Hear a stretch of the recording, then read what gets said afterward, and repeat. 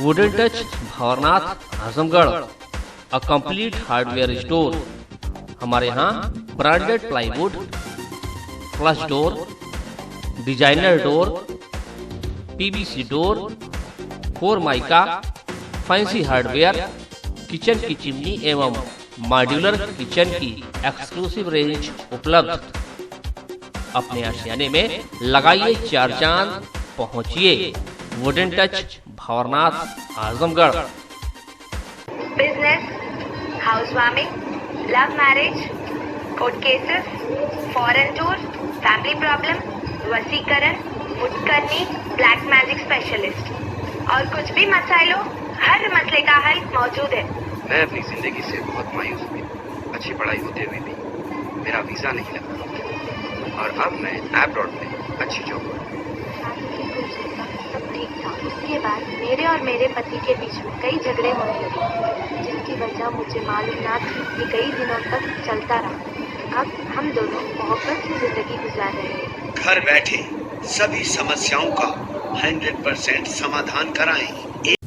नमस्कार, ABC channel में आपका स्वागत है। मैं हूं सचिन श्रीवास्तव और आप मेरे साथ देखेंगे आजमगढ़ से जुड़ी खबरें। सबसे पहले और सबसे विश्वसनीय खबरों के लिए आप हमारे Facebook page ABC channel Azamgarh को लाइक और हमारे YouTube channel ABC channel Azamgarh को सब्सक्राइब कर सकते हैं।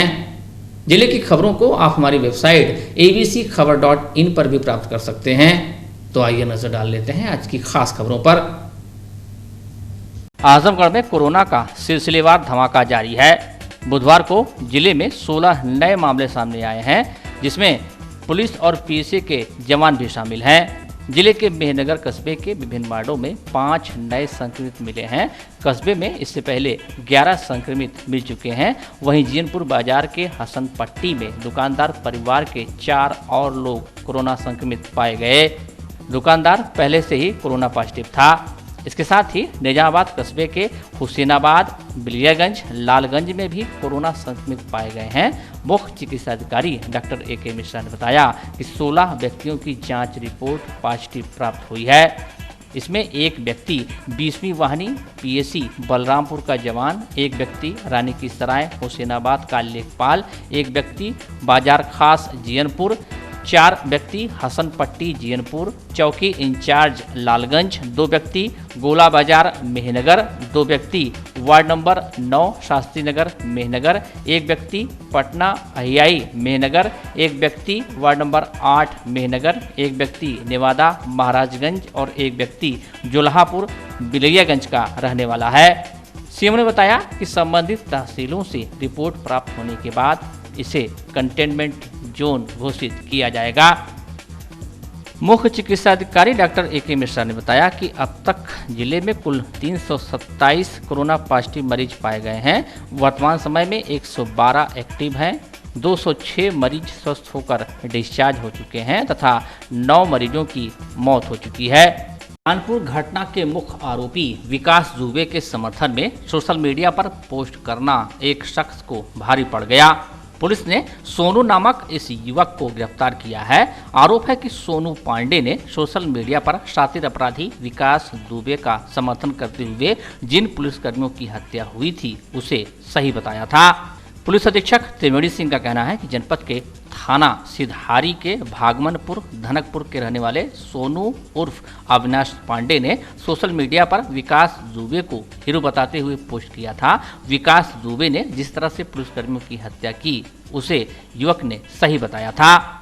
पुलिस अधीक्षक का कहना है कि इस तरह के लोगों को हीरो बनाना उचित नहीं है। इसी आधार पर सोनू पांडे को गिरफ्तार कर लिया गया है और इसे जेल भेजा जा रहा है। हालांकि पुलिस की गिरफ्त में आने के बाद सोनू पांडे पुलिस के अधिकारियों से माफी के लिए गिड़गिड़ाता रहा, पर पुलिस वालों ने माफ करने से इनकार कर दिया। आपको बताते चला कि कानपुर में 60 मुकदमों में आरोपित विकास दुबे ने 8 पुलिसकर्मियों की निर्मम हत्या कर दी थी।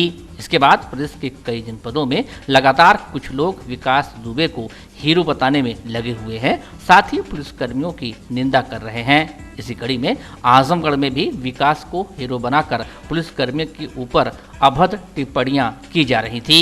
देखिए, सोनू अविनाश ये गिरफ्तार हुआ है इसने सोशल मीडिया पे फेसबुक पे ढेर सारे कमेंट्स इसने पोस्ट किए हैं। उस कमेंट में न केवल ये विकास दुबे के कृत्य को सही ठहरा है, बल्कि अनावश्यक रूप से जातिगत और अन्य चीजें लिख करके भड़काने की, जनमानस को भड़काने का प्रयास कर रहा है। इसलिए इसको गिरफ्तार किया गया है। क्या कार्रवाई की जा रही है? इसको गिरफ्तार करके जेल भेजा जा रहा है।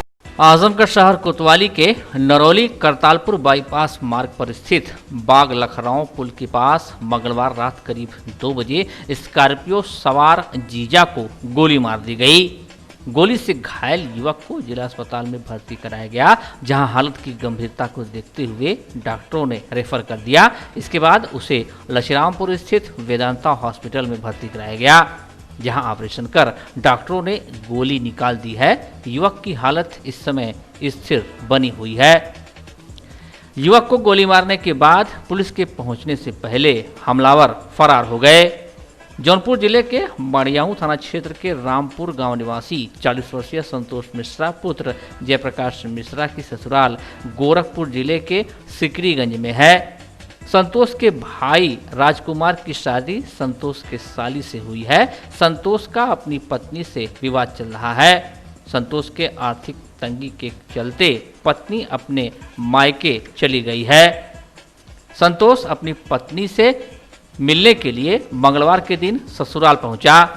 भाई भी पहले से ही ससुराल में था, जहां संतोष का अपनी पत्नी और ससुराल वालों के साथ झगड़ा हो गया। आजमगढ़ नगर कोतवाली में दी गई तहरीर में संतोष ने आरोप लगाया है कि गोरखपुर से जौनपुर छोड़ने का बहाना बनाकर उसके भाई राजकुमार, साले जगन्नाथ तिवारी, साले के मित्र विकास व स्कॉर्पियो चालक ने आजमगढ़ के लखराव पुल के पास पहुंचने पर उसे गोली मार दी और उसके बाद सभी स्कॉर्पियो से भाग निकले। गोली लगने की जानकारी किसी तरह से पुलिस को हुई। पुलिस ने उसे जिला अस्पताल से रेफर कराकर वेदांता हॉस्पिटल में भर्ती कराया, जहां ऑपरेशन के बाद डॉक्टरों ने उसके पेट से गोली निकाल दी है। अभी उसकी हालत स्थिर बनी हुई है। नाम के 32 साल के मेल थे, उनके साथ कोई गार्जियन नहीं थे। बहुत ज़्यादा पुलिस बल के साथ उनको लाया गया था मेरे पास। पहले वो सदर में गए थे, सदर में बहुत सीरियस हो गए थे तो उन्हें हायर सेंटर के लिए रेफ़र किया गया था। तो रास्ते में वहाँ पहुँच नहीं पाते, रास्ता बनारस का बहुत ख़राब है, तो वो पास होने के नाते वो वेदांता अस्पताल में लेके आए। जब लाए तो बहुत गंभीर अवस्था में थे, पल्स बीपी कुछ भी रिकॉर्ड नहीं हो रहा था, बहुत हल्की फुल्की बात कर पा रहे थे, एकदम ड्राउजी हो गए थे, शरीर एकदम ठंडी पड़ चुकी थी, यूरिन आउटपुट बिल्कुल नील था। उनके पेट में गोली लगी हुई थी और वहाँ पे बहुत मोटी ड्रेसिंग करने के बावजूद भी रक्तस्राव कंटिन्यूस जारी था और पेट फूलता जा रहा था। इमरजेंसी ट्रीटमेंट हम लोगों ने किया और हम अपने पुलिस के तमाम अधिकारी और पुलिस वर्ग से बहुत प्रभावित है कि उन लोगों ने कहा कि डॉक्टर साहब जैसे भी हो उनको बचाने की पूरी कोशिश की जाए, हम लोग खुद ब्लड देंगे। और उन लोगों ने ब्लड भी दिया उनके लिए और 2 यूनिट ब्लड वो लोग खुद लेके आए, उनके गार्जियन तो बाद में आए और उन्होंने अपनी जिम्मेदारी पे हम लोगों से ऑपरेशन के लिए कहा कि आप ऑपरेशन करिए, हम लोग साथ हैं। अभी ऑपरेशन कर दिया गया है, गोली निकाल दी गई है, जितनी ब्लीडिंग टेंडेंसी थी सब क्लोज कर दी गई है और पेशेंट काफ़ी सुरक्षित हैं, होश में भी आ गए हैं। उन्होंने अपना बयान भी पुलिस को दिया है। ये हम सबके लिए खुशी की बात है कि हम लोग ऐसे मोमेंट्स पे और हमारे पुलिस प्रशासन का इतना बड़ा सहयोग समाज के लिए है, ये हमें बहुत फ़ख्र की बात है और हमें बहुत खुशी है इससे। तो कब लाए गए मरीज को? ये भोर में लाए गए थे, भोर में करीब 4 बजे के आसपास हमारे पास, 1 बजे रात की घटना है ये बताते हैं। उसके बाद सदर में ले गए, सदर के बाद फिर सीधे मेरे पास लाए लोग। 4 बजे के आसपास, एग्जैक्ट टाइम तो मुझे याद नहीं है, 10-5 मिनट आधे घंटे आगे पीछे हो सकता है, लेकिन उसी के समय लाए गए थे क्योंकि पेशेंट बहुत सीरियस थे। तो हम लोग पहले मैनेजमेंट में जुट गए, फिर इनका पूरा इन्वेस्टिगेशन कराया गया, एक्सरे, CT स्कैन, सारी चीज़ कराई गई। तो अल्टीमेटली क्लियर हुआ कि बुलेट अभी एब्डोमेन में है। एक थी बुलेट थी और वो बुलेट रिकवर कर ली गई है और वो है बुलेट हमारे पास सुरक्षित है और जब भी प्रशासन कहेगा तो मुझे हैंड ओवर कर देंगे। मरीज अभी मरीज होश में आ गया है, उसने अपना बयान भी दिया है, ये बहुत खुशी की बात है। लेकिन इस तरीके के मरीज में कब सीरियस हो जाए ये कहना थोड़ा मुश्किल होता है, इसलिए कम से कम 4 से 5 दिन अभी खतरे में वो कहे जाएंगे। 5 दिन अच्छे से गुजर जाए फिर भगवान के दुआ से कोई दिक्कत नहीं होगी। घायल संतोष मिश्रा की तहरीर पर नगर कोतवाली पुलिस ने संतोष के भाई राजकुमार, साले जगन्नाथ, उसके मित्र विकास और अज्ञात वाहन चालक के खिलाफ मुकदमा दर्ज कर लिया है। पुलिस जांच में जुट गई है। बताया जाता है कि संतोष शराब का आदी है, आए दिन शराब पीकर पत्नी व बच्चों को मारा पीटा करता था। जिससे तंग आकर पत्नी बच्चों को लेकर मायके चली गई थी, जहां मंगलवार को संतोष पहुंचा और फिर मारपीट करने लगा, जिससे आजिश आकर भाई और साले ने उसे गोली मार दी। ये देखिए, एक संतोष मिश्रा नाम का युवक है जो कि गोरखपुर के रहने वाले हैं। रात यहाँ से कहीं जा रहे थे तो रात में किसी ने गोली मारी है। ये घटना है जिसपे इनको उपचार के लिए सदर अस्पताल भर्ती कराया गया, वहाँ से मेदांता रेफर हो गए हैं। अभी इनके किसी परिजन द्वारा कोई तहरीर नहीं दी गई। तहरीर प्राप्त होने पर जो तहरीर प्राप्त होती है उसके आधार पर घटना की तफ्तीश करके इसमें कार्रवाई की जाएगी। अभी इस बारे में कुछ भी कहना मुश्किल है, क्योंकि जब तक तहरीर नहीं प्राप्त होती है उसके बाद ही ये जानकारी होगी कि किस पर उनको शक है और क्या असला इस्तेमाल हुआ। ये विवेचना का विषय है। कहाँ पे हुई? लखराव पुलिया पे। लखराव पुलिया है। शहर की विद्युत आपूर्ति की व्यवस्था किसी से छुपी नहीं है। फीडरों पर भारी लोड होने के चलते भी अबाध विद्युत आपूर्ति संभव नहीं हो पाती। नगर को 24 घंटे विद्युत से संतृप्त करने के लिए पुरानी जेल के सामने स्थित जमीन पर टाउन 2 बिजली घर की स्थापना का कार्य शुरू किया गया, ताकि शहर की विद्युत व्यवस्था को पटरी पर लाया जा सके। एसडीओ टाउन प्रथम इंजीनियर वीरेंद्र सिंह ने एबीसी चैनल से 26 मई को हुई बातचीत में बताया था कि कार्यदायी संस्था को 15 मई तक पावर हाउस को हैंडओवर किया जाना था, जिसकी हैंडओवर की डेडलाइन 20 मई तक बढ़ा दी गई थी। अब अवस्थापना के कार्य किए जा रहे हैं। अधिशासी अभियंता इंजीनियर अरविंद सिंह ने बताया कि परीक्षण के दौरान पाई गई कुछ तकनीकी खामियों के दुरुस्तीकरण के प्रयास किए जा रहे हैं। शीघ्र ही इन तकनीकी खामियों को दूर कर टाउन 2 विद्युत घर से सप्लाई आरंभ कर दी जाएगी। इसकी क्षमता 2x5 MVA का है, 2 5 MVA का ट्रांसफार्मर लगा है और इससे जो है शहर के पुरानी कोतवाली हुआ और कलेक्ट्रेट हुआ और इधर जो है कुछ एरिया रोडवेज से लेते हुए हरबंसपुर तक का कवर किया जाएगा। इसमें प्रगति पर है। इसमें कोशिश किया जा रहा है कि मतलब शीघ्र ही चालू कर लिया जाए। कुछ टेक्निकल इशू आ गया था ट्रांसफार्मर में, उसको सही कराने के लिए कंपनी को भेजा गया था। एक ट्रांसफार्मर सही हो के आ गया है और इसको कल जो है चार्ज में लगा दिया गया था और इसको कोशिश है कि शीघ्र ही इसको लोड पे दे के कमर्शियल लोड दिया जाए। अगर फिर से कोई दिक्कत नहीं आती है तो 1-2 दिन में इसे एक ट्रांसफार्मर चालू कर देंगे, अगर कोई टेक्निकल इशू नहीं आती है तो। ठीक, इसकी लागत लगभग जो है 3.5 से 4 करोड़ के आसपास के है। नगर से सटे 82 स्थित चंद्रिका प्रसाद स्मारक बालिका उच्चतर माध्यमिक विद्यालय में बुधवार के दिन सोशल डिस्टेंसिंग का पालन करते हुए सम्मान समारोह का आयोजन किया गया, जिसमें विद्यालय में हाई स्कूल और इंटरमीडिएट के मेधावी छात्राओं को प्रशस्ति पत्र देकर सम्मानित किया गया। इस मौके पर प्रशासक ओम प्रकाश श्रीवास्तव ने बताया कि ग्रामीण क्षेत्र में शिक्षा की अलख जगाने के लिए भूपेंद्र श्रीवास्तव द्वारा विद्यालय की जो नींव रखी गई थी, आज उन्हीं के संकल्प पथ पर चलकर विद्यालय परिवार बच्चों को शिक्षित करने के साथ साथ सर्वांगीण विकास किए जाने का क्रम अनवरत जारी है। श्री श्रीवास्तव ने बताया कि हाई स्कूल में 76 व इंटरमीडिएट में 84 बच्चों ने उत्कृष्ट अंकों के साथ विद्यालय का मान बढ़ाया है। उन्होंने आगे बताया कि हाई स्कूल में वंदना यादव 83%, सचिन 78% व गरिमा सिंह ने 76% अंक अर्जित किया है। वहीं इंटरमीडिएट में आकांक्षा मौर्य, सिमरन यादव, अंजू मौर्य, लवली यादव, प्रीतम जिगर ने विद्यालय को गौरवान्वित किया है। इस मौके पर विद्यालय की मैनेजर व प्रधानाचार्य नीतू श्रीवास्तव ने उत्कृष्ट सभी छात्र छात्राओं को बधाई देते हुए उनके उज्जवल भविष्य की कामना किया। जो बच्चे उत्तीर्ण हुए हैं अच्छे नंबरों से विद्यालय के, उनको पारितोषिक और सम्मानित किया गया। साथ ही साथ ये भी कहा गया कि वे कोरोना के संक्रमण को दूर करने के लिए अपने स्तर पर गाँव में भी इसकी जागरूकता को कायम रखें। विद्यालय की गरिमा को बनाए रखने के लिए कड़ी से कड़ी मेहनत करें और अच्छे नंबरों में आगे चल के पास हो।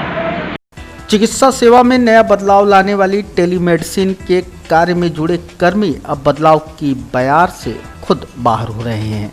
टेलीमेडिसिन के माध्यम से घर पर ही इलाज मुहैया कराने वाले कर्मियों के ही अब घर पर बैठने की नौबत बन पड़ी है। कोरोना संक्रमण के काल में जब इनकी महत्वपूर्ण उपयोगिता साबित हो सकती थी तो इन्हें ही बाहर का रास्ता दिखा दिया गया है। गरीबों को उत्तम इलाज दिलाने के लिए सीएम योगी के इस ड्रीम प्रोजेक्ट पर ग्रहण लग गया है। आउटसोर्सिंग से हुई इस प्रोजेक्ट के अंतर्गत भर्तियों को करने वाली कंपनी कर्मियों की छटनी में जुट गई है।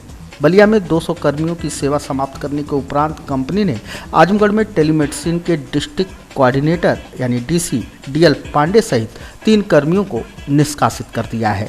इसके साथ ही साथ कंपनी ने जिले में जिन 26 कर्मियों को नियुक्त किया था उनको 3 माह से वेतन भी नहीं दिया है। कोरोना काल में वेतन न मिलने से पहले से ही परेशान कर्मियों का आक्रोश उस समय चरम पर पहुंच गया जब कंपनी ने निष्कासन की कार्रवाई भी शुरू कर दी। निष्कासित किए गए कर्मियों व वेतन न मिलने से गहराए रोजी रोटी के संकट को देखते हुए कर्मियों ने बुधवार को जिलाधिकारी, मंडलायुक्त, सीएमओ व श्रमायुक्त को ज्ञापन सौंप कंपनी के विरुद्ध विधिक कार्रवाई किए जाने की मांग की। बच्चों का वेतन 3 महीने से नहीं मिला है और हम बार बार कहते थे तो कंपनी वाले कहते थे ठीक है, हो जाएगा। इसके बाद जब बच्चे मांग करने लगे, हमारी बात पे विश्वास नहीं था। हम कहे बच्चों से तुम मांग करो, मांग किए तो इनके साथ साथ हमको भी टर्मिनेट कर दिया गया। 3 बच्चों को और हमको टर्मिनेट कर दिया दबाव बनाने के लिए कि मतलब दबाव बना देंगे तो कंपनी वाले की बारी बारी से सबको इसी तरह से करके अपना काम हासिल कर लेंगे, यानी वेतन नहीं देना पड़ेगा। तो आप लोग क्या करेंगे? हम लोग अपनी लड़ाई लड़ रहे हैं, श्रमायुक्त के यहाँ दिए हैं, डीएम के यहाँ दिए हैं, मंडलायुक्त के यहाँ दिए हैं। अगर जरूरत पड़ेगी तो हम लोग कोर्ट भी जाएंगे। हमारे द्वारा 26 नियुक्तियाँ हुई थी, हाँ, जिसमें 3-4 लोग, एक कंप्यूटर ऑपरेटर, एक एएनएम जी, हर सीएससी पे 13 सीएससी पे नियुक्तियाँ हुई थी। सरकार द्वारा निर्धारित रहता है कि नहीं, एनएचएम टेंडर दे रखी है Pawan Shri food international private limited. इसकी एक छोटी सी ब्रांच लखनऊ है। पवन श्री को अभी ये सूचनाएं नहीं मिली है, लेकिन लखनऊ वालों को सूचना, जो हमारा ब्रांच कार्यालय है, यहाँ से लोग अराजकता फैला करके, प्रेशर बना करके, दबाव दे करके हम लोगों को मतलब एक तरह से मानसिक पीड़ा दे रहे हैं लोग। अधिकारी क्या जी, अधिकारी क्या आश्वासन दे रहे हैं? यहाँ के अधिकारी को भी दिया गया है, श्रमायुक्त में भी लोग बोले हैं कि मतलब आश्वासन दे रहे हैं कि हम कार्रवाई करवाएंगे। टेलीमेडिसिन में वर्क कर रहे हैं, 8 महीने से वर्क कर रहे हैं। हम लोगों को अभी तक नियुक्ति पत्र नहीं मिला है और नियुक्ति पत्र की मांग करते हैं तो कंपनी कहती है 10 दिन 5 दिन करके बोलती है कि आगे मिल जाएगा। उसके बाद कोई भी नियुक्ति पत्र नहीं मिला। बीच में 4 महीने से हमें वेतन नहीं दिया जा रहा है। जब हम वेतन की मांग करते हैं तो कंपनी के आला अधिकारी कहते हैं कि आप अपना सामान समेटिए, घर जाइए, 1 घंटा में सैलरी मिल जाएगी, जिसको लेकर के हम लोगों ने ज्ञापन दिया था मंडलायुक्त महोदय को, जिलाधिकारी महोदय को और मुख्य चिकित्सा अधिकारी महोदय को। इसकी सूचना जब कंपनी को लगी तो कंपनी के आला अधिकारियों ने डिस्ट्रिक्ट कोऑर्डिनेटर समेत कुछ कोऑर्डिनेटर को बहिष्कृत कर दिया। उसको लेकर के आज हम लोगों ने एप्लीकेशन दिया है जिलाधिकारी महोदय को, अभी देने जा रहे हैं मंडलायुक्त महोदय को और उप श्रमायुक्त महोदय को भी देंगे। अधिकारियों का आश्वासन है जल्द से जल्द विधिक कार्रवाई कंपनी के ऊपर की जाएगी। अगर वेतन नहीं मिला तो पहली चीज़ तो हम लोग रोजी रोटी का संकट खड़ा है, छोड़ करके कंपनी को बाहर निकलना। अगर वेतन नहीं मिला तो हम लोग कोर्ट करेंगे और अनशन या आगे का जो भी रणनीति तैयार होगी वो आगे करेंगे।